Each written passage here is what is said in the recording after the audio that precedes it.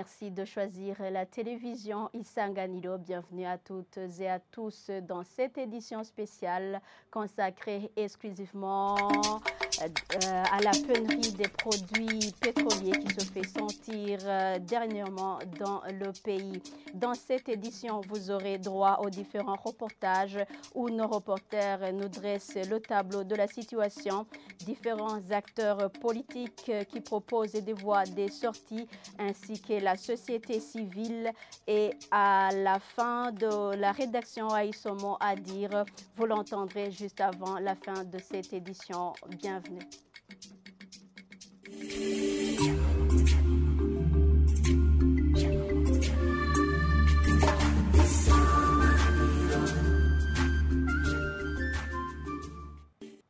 Bienvenue encore. Le problème de déplacement s'observe pendant la soirée. Affirmation faite par certains habitants de la capitale Bujumbura, rencontrés par une équipe de la radio-télévision Isanganiro parking des bus dans la soirée de ce mercredi. Ils ont indiqué que pour rentrer, ils sont obligés de prendre un taxi en covoiturage en raison de 3 000 à 5 000 francs chacun pour un trajet qu'ils avaient l'habitude de payer 650 francs burundais.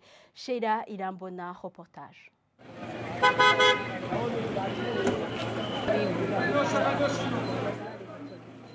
Nous sommes au parking des bus qui font le transport vers le sud de la capitale de Bujumbura et il est 20h30, chose inhabituelle pour les deux côtés du parking se trouvant aux alentours du marché central. Ces deux parties du parking sont remplies de taxis. Les bus viennent à compte-gouttes à cette heure-ci. Les rabatteurs appellent les gens pour remplir les places dans ces taxis, mais ces derniers hésitent malgré les heures avancées. Interrogés, ces derniers se disent être à bout, payer entre 3 000 et 5 000 francs par jour pour un trajet qu'ils avaient l'habitude de payer 650 000 francs n'est pas vraiment facile pour eux, témoigne-t-il.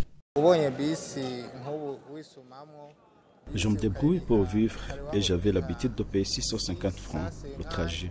Maintenant, je paie 4 000. C'est vraiment pas facile. Je viens de quitter le boulot à cette heure-ci. C'est vraiment pas facile pour nous d'arriver à la maison.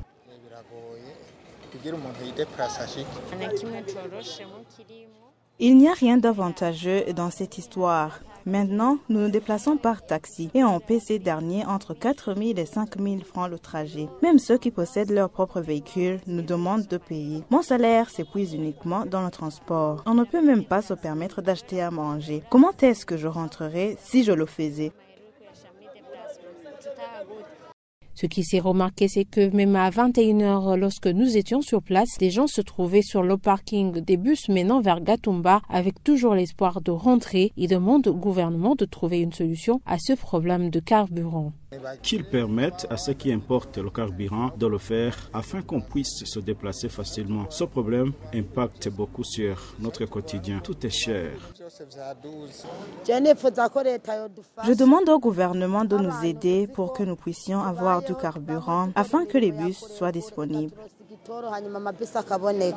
Hors micro, certains conducteurs de taxi ont également demandé que le gouvernement trouve une piste de solution à ce problème. Eux aussi sont touchés car, disent-ils, pour arriver à vaquer à leurs occupations, ils sont obligés d'acheter leur carburant hors de nos frontières et cela leur coûte très cher.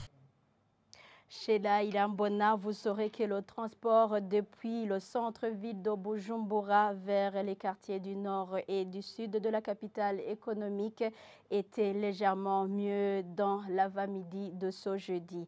Jean de Dieu, il a codé reportage.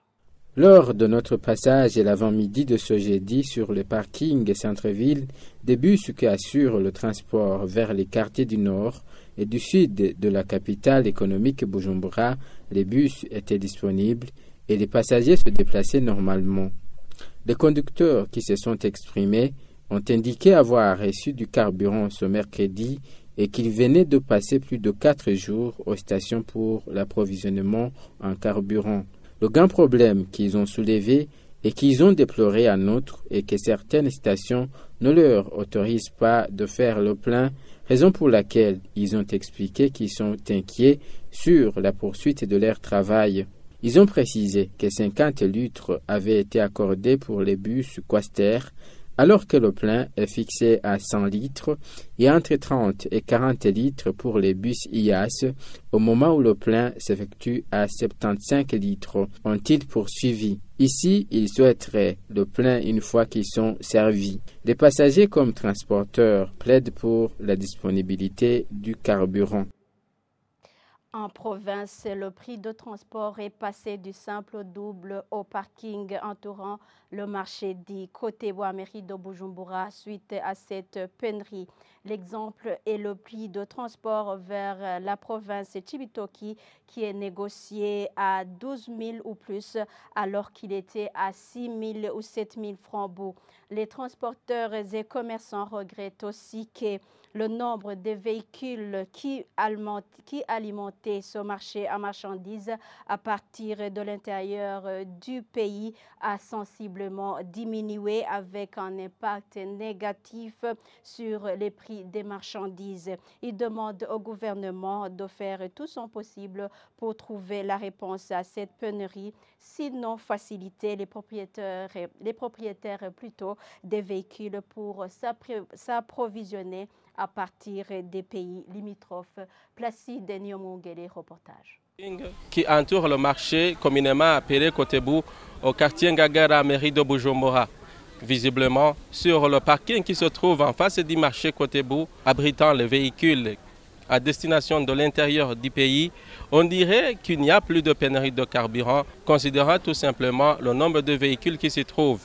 Selon les transporteurs, certains de ces véhicules attendent impatiemment l'information sur la disponibilité du carburant sur l'un ou l'autre station. Nous pouvons passer 3 ou 4 nuits sur différentes stations. Je reste mon confort à la maison, à la recherche du carburant. Si je trouve les passagers dans le parking, par exemple pour se rendre à Mousseini, je les fais payer 5 000 à la place du prix officiel de 4 000 francs. Selon les passagers, le prix de transport a passé du simple au double, disant qu'il n'est pas difficile pour se déplacer en cette période de pénurie du carburant. C'est difficile de se déplacer. Par exemple, le ticket de transport pour quitter Nyeshenza Bujumbura était de 8 000 francs burundais, mais aujourd'hui, je croyais que j'allais payer au moins 15 000. Avec mon bagage de 80 kilos, on me dit de payer 25 000, ce qui n'est pas facile.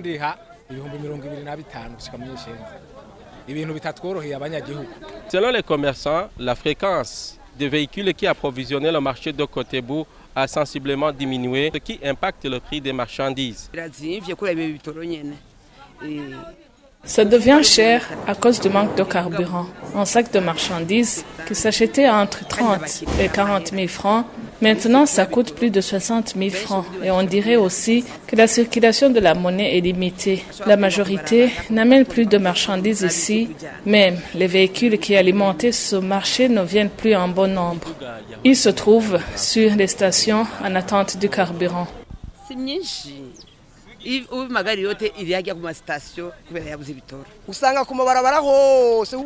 Sur différentes routes de l'intérieur se trouvent des marchandises, des mangues et tomates prêtes à être écoulées vers les marchés. Mais comment le faire sans carburant? Nous recevons des appels des cultivateurs, mais la réponse est que nous sommes à la recherche du carburant. Ils encaissent des pertes. Que ce soit les transporteurs, les passagers et les commerçants, tous demandent que le gouvernement fasse le tout possible pour rendre disponible le carburant. À défaut, faciliter les propriétaires de véhicules pour s'approvisionner en carburant à partir des pays limitrophes. Merci à toi, Placide Niomongele. Du côté des partis politiques, le président du parti Côte-Debout trouve que le gouvernement devrait à tout prix mobiliser beaucoup de devises pour mettre fin à la pénurie répétitive de carburant. Kefa Nividi regrette que le gouvernement du Burundi ne dispose plus de stock stratégique carburant et n'autorise non plus à tous ceux qui sont capables de s'en approvisionner dans les pays limitrophes. Le parti Codebu est très préoccupé par cette pénurie répétitive du carburant qui influence négativement d'autres activités de la vie socio-économique de notre pays. Effectivement, c'est pas la première fois qu'on assiste à une pénurie de carburant, mais dans le temps, le gouvernement dispose d'un fonds stratégique et qui pourrait intervenir pour stabiliser le prix des produits pétroliers, mais aussi pouvait intervenir quand il pourrait y avoir carence de ce produit très sensible dans la vie du pays. On se souvient aussi, pendant l'embargo, que le gouvernement avait autorisé tous ceux qui le peuvent d'aller s'approvisionner en carburant dans les pays limitrophes, parce que là-bas, on a le carburant tout le temps. Il n'y avait pas beaucoup de peine à s'approvisionner parce que les gens pouvaient aller dans d'autres pays pour s'approvisionner. Nous demandons au gouvernement, effectivement, d'initier encore ce fonds stratégique qui pourrait contribuer en cas de carence des produits pétroliers, mais aussi d'autoriser ceux qui le peuvent d'aller s'approvisionner dans les pays limitrophes en cas de pénurie, afin que les activités socio-économiques qui ont besoin du carburant puissent continuer. Mais il faudra aussi que le gouvernement mette beaucoup de force dans la mobilisation des devises et entretient des relations constructives entre les sociétés pétrolières pour qu'il n'y ait pas de pénurie qui est due à une cause ou à une autre. Poursuivons cette édition spéciale avec le parti IPRONA pour trouver une solution à la pénurie de carburant. Le gouvernement devrait construire plusieurs stocks stratégiques sur lesquels il se rabattrait en cas de carence ou de retard de livraison. Propos d'Olivier Nkurunziza, président de ce parti. Au niveau du parti IPRONA, malheureusement, ce que je peux dire aujourd'hui, les Burundais sont dans la désolation totale. Vous savez que le carburant est le moteur de la vie économique du pays. Vous savez, sans carburant, il y a la hausse des prix de tous les biens et services. Il n'y a pas de déplacement et toute la vie du pays est bloquée. Bien sûr, une population sans information, c'est le moment où on peut même amener des rumeurs, et toutes les informations qui viennent d'ici et de là. Et cela, ça peut même provoquer de l'insécurité au niveau du pays. Alors, c'est la raison pour laquelle on nous demande que le ministre qui sont en charge du commerce et de l'énergie et des mines, qu'ils sortent du silence pour informer la population burundaise. Qu'il faut revoir le secteur, la façon dont le secteur du carburant est organisé. Vous voyez que effectivement au Burundi, ce que nous avons vu, ce que nous avons constaté, il y a un monopole au niveau du carburant. Quand tu as un problème avec ces gens qui nous donnent du carburant, la vie du pays doit être totalement paralysée. Il faut qu'effectivement ce problème de monopole du carburant soit résolu totalement au Burundi pour qu'effectivement ce problème soit parié. En fait, autre chose, il faut qu'il y ait un stock stratégique. Sans stock stratégique, on aura toujours ce genre de problème. Pourquoi? Quand il y a ce genre de problème technique, on doit toujours tomber dans de tels problèmes. Le problème est de savoir effectivement que s'il y a un problème encore de devises, le Burundi doit tout faire. C'est le pays, c'est le gouvernement. Il y a des pays pourvoyer des devises qu'il faut être en contact parce que du carburant est partout dans le monde, mais il faut que le gouvernement cherche des devises parce que sensibiliser les Burundis d'aller cultiver, produire aujourd'hui afin d'avoir des devises, on ne peut pas attendre tout ce genre de temps, mais plutôt c'est que le gouvernement doit se mettre au devant et chercher des moyens possibles afin que du carburant nécessaire au Burundi soit une réalité. Francis Lohelo, acteur politique s'intéressant à l'économie du Burundi. Le Burundi est aujourd'hui appelé à renforcer la coopération avec ses pays partenaires comme un des moyens d'avoir des devises en vue de faire face à la pénurie de carburant. Il trouve que le pays a également besoin de contracter des dettes à injecter dans les secteurs de la croissance de l'économie. Qu'il n'y a pas de dollars, il n'y a pas d'investisseurs. Et les Burundais croient que c'est du jour au lendemain qu'ils peuvent avoir des résultats par rapport à tout cela. Le carburant, c'est un denrée qu'on ne produit pas chez nous, qu'on doit acheter à l'étranger. Et pour l'acheter, il faut des devises. Et si on n'a pas ces devises, il faut qu'on comprenne qu'on ne pourra pas l'avoir. Ainsi, pour avoir des devises, il faut investir dans des secteurs producteurs. Je l'ai dit, le Burundi a augmenté son budget depuis plus de 4 ans. On a augmenté le budget jusqu'à hauteur de 65%. Et l'augmentation dans les secteurs producteurs est restée le même au moment où les secteurs de fonctionnement ont doublé, même des fois triplé leur assiette. Sorti de cette situation, il y aurait peut-être plusieurs façons pour acheter peut-être une béquille pour pouvoir boiter. C'est peut-être faciliter les relations avec les pays qui peuvent nous aider en nous donnant aujourd'hui quelques devises, s'endetter encore s'il le faut, ce qui n'est pas nécessairement bien, mais pour sortir juste de cette crise. Mais pour en sortir définitivement, le Burundi doit accepter d'investir. Et ce n'est que ça qui pourra sauver ce pays. Par exemple, nous sommes entourés par des pays qui utilisent le dollar facilement, comme le Congo. Mais vous voyez qu'on leur interdit même de venir acheter chez nous. Quelle est la fluidité du passage entre le Congo et le Burundi? Qu'est-ce que nous offrons au Congo pour que les dollars viennent ici au Burundi? Qu'est-ce que nous pouvons exporter vers ce pays? On ne le voit pas. Je l'ai dit, dans des secteurs producteurs, quelle est la part aujourd'hui de l'agriculture dans les activités du gouvernement burundais? Il y a 20 ans, l'agriculture prenait un budget d'environ 1. Du côté de la société civile, l'Observatoire de lutte contre la corruption et les malversations économiques demande au gouvernement de communiquer sur cette situation de pénurie des produits pétroliers. Gabriel Rufsili, président de l'OLUCOM, trouve que si la question des devises n'est pas réglée dans l'urgence, risque de mettre en péril l'économie du pays. Il demande aussi que le contenu du rapport d'enquête d'une commission récemment mise en place pour statuer sur les importations du carburant soit porté au public. Des produits pétroliers est devenu un grand problème au Burundi. D'abord, le gouvernement, à travers ses services, doit informer les Burundais ce qui se passe. Parce qu'il n'est pas normal qu'une semaine, 2 semaines, 3 semaines, 1 mois peuvent se passer sans que l'autorité publique nous dise ce qui se passe. Ce n'est pas possible parce que le gouvernement a ce devoir constitutionnel d'informer l'opinion publique ce qui se passe. Vous savez, la cause principale de cette pénurie de produits pétroliers, c'est en premier lieu un manque criant de devises.